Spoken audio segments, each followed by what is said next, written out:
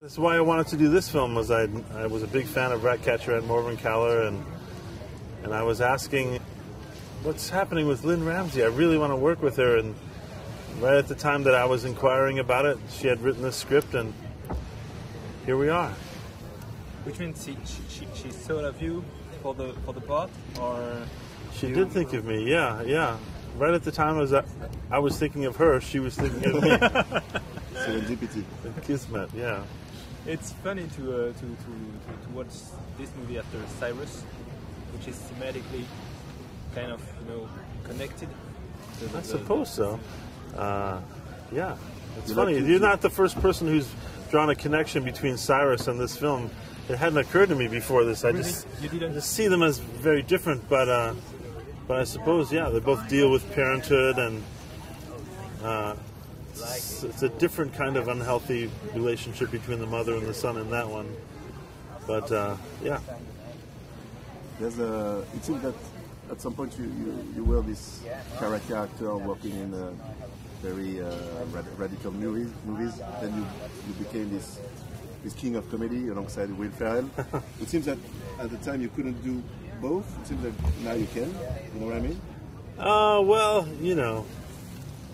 you just maybe some actors choose their path and have goals and decide what they're going to do. But I think the reality is, for most actors, the opportunities come and you just take them as you can. And I've been very lucky to do comedy. I've been very lucky to do dramatic films. I've done probably 50-something films now.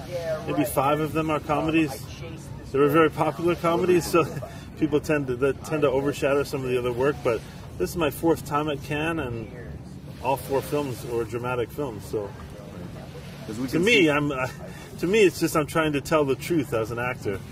And if the truth is ridiculous, then you're in a comedy. If the truth is heartbreaking, then you're in a dramatic film. So. Because it's a big. Now we can see you in the Lynne Ramsay movie, and we can see you in the Beastie Boys teaser at the same time. So big range. That's right. I can play Mike D as well as Franklin. Yeah. And I just finished a film here in France with Roman Polanski called God of Carnage, or it's based on the play God of Carnage. I was living in Paris for 2 months, and that was an incredible experience. So, and that will be very different than this one also, although the theme is parenthood. Yeah. It's the directors that want to deal with these things. I'm just a person who's helping these things come to life. But I suppose my own personality determines what I'm drawn to, but it's also what other people see in me. And I suppose if there's any through line to my characters, they are somewhat childlike, or at least naive, perhaps. But I've played many characters that are not naive and not childlike, so I don't know. I have difficulty analyzing exactly who I am. I think that's why I'm an actor. I'm someone who is a vessel for other people. I'm not set in stone in the way that I am personally. Well, that's my mission, is to defy expectations. And if the world says you can only be a dramatic actor, then I do comedy. If they say you can only be comedic, then I do dramatic. And I think the essence of a successful career for an actor is to surprise an audience.